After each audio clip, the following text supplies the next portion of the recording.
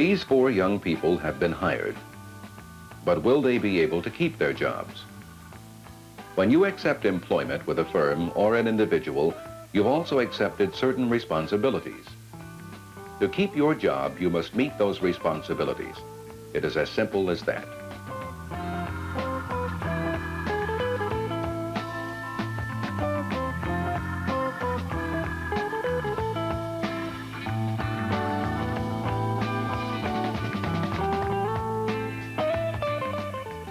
Some employers or supervisors will continuously instruct, direct, and advise you. Others will give you assignments with little instructions.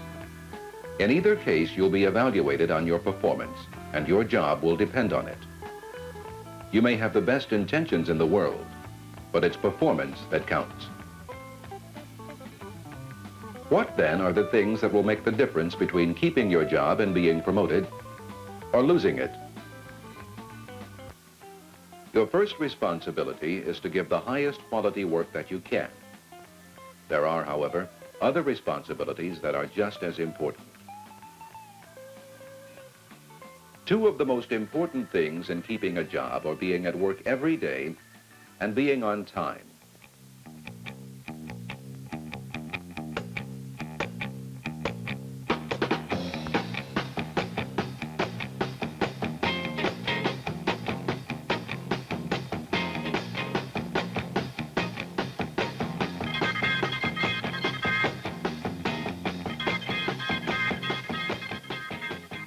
I just can't seem to get myself together in the morning.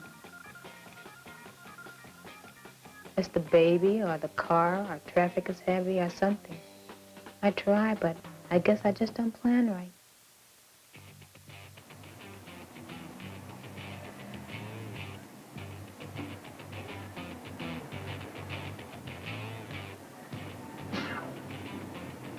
Plan to arrive at work well ahead of time, not just on time. That way, if for some reason you're delayed, you will still arrive on time. Getting to work on time is very important to me. Being late or absent all the time tells my supervisor that I'm not dependable.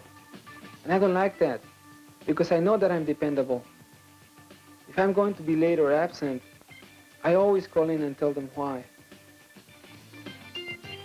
Remember that time to an employer is profit. Profits are what keep him in business.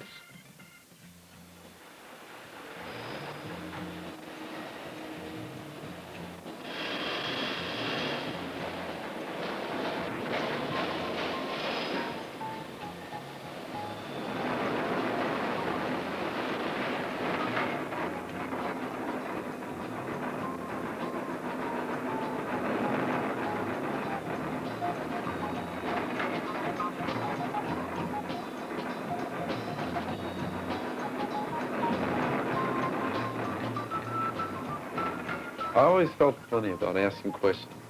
If he gave me something to do, he must have thought that I knew how to do it. To ask questions always made me feel stupid. So I'd either try to figure it out or try to fake it.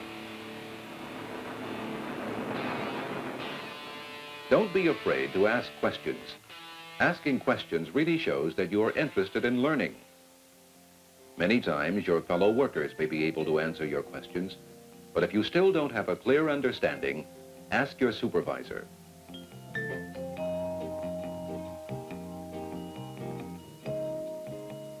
When your question has been answered, remember it.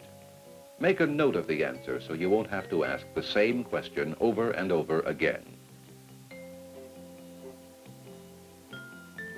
Keep this information and refer to it when necessary.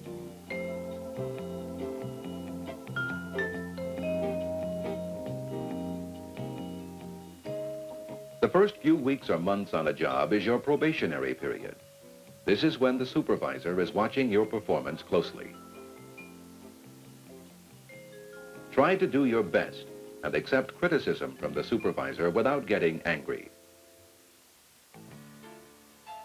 Nearly everyone finds it difficult during this period, but instructions and directions are important to help any group of people work together.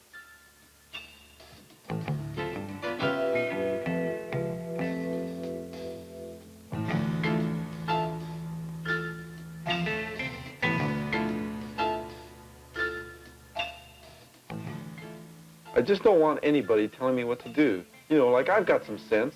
I'm no dummy. This sounds good when you're talking to your friends, but it doesn't work on a job. Taking orders may be hard for some people to do, but taking reasonable orders is essential to keeping your job. Getting along with other employees is just as important as getting along with your supervisor. Conditions that make employees unhappy will affect the quality of their work. You know, I just can't understand these old guys. Man, some of their ideas is way out. It's like their minds are in deep freeze. I try to talk with them about politics and about society, and man, they're just not with it.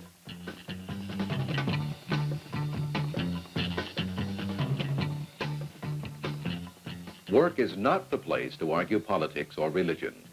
You cannot win. Respect the knowledge and experience of older employees. Don't make fun of the way they do things. If you think you have a better idea, discuss it with your supervisor. If it is a workable suggestion, you'll remember you for your alertness.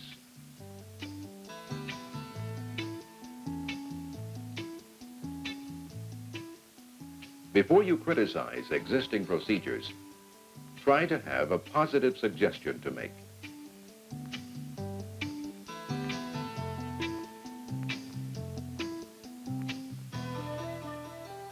Be businesslike when working. Act mature.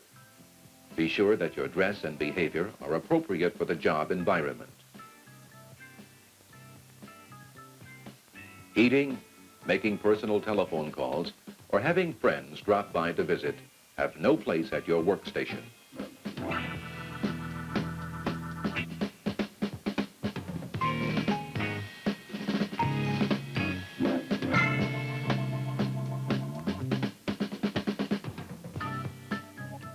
Oh, by the way, when your work brings you in close contact with other people, be very careful about your personal hygiene.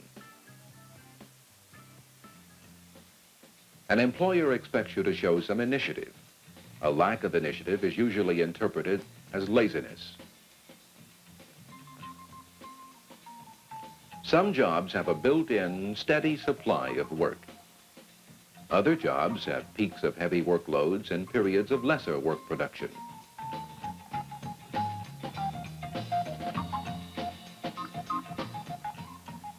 When the work required of you is slow, find something to do.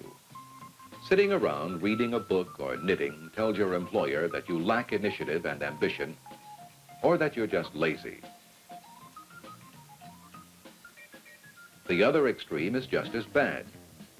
To keep asking, what next, or to always be Johnny on the spot, is being pushy. I always tried to complete every assignment in record time. Man, I was like Speedy. He would give it to me, and it was done. I wasn't concerned about how it was done, just that it was done.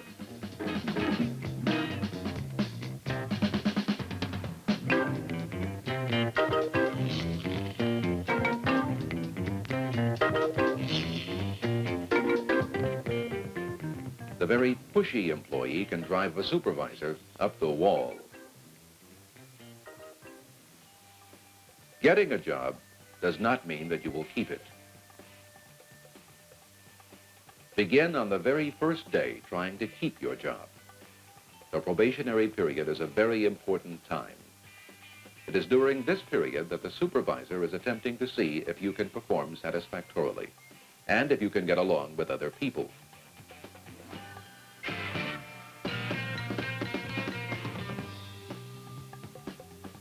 Keeping your job and advancing will depend on your ability to be prompt and dependable, have a clear understanding of what's expected of you, accept constructive criticism, cooperate and get along with fellow workers, take pride in your work and your behavior, show some initiative. Getting to work on time is very important to me. Being late or absent all the time tells my supervisor that I'm not dependable. And I don't like that, because I know that I'm dependable.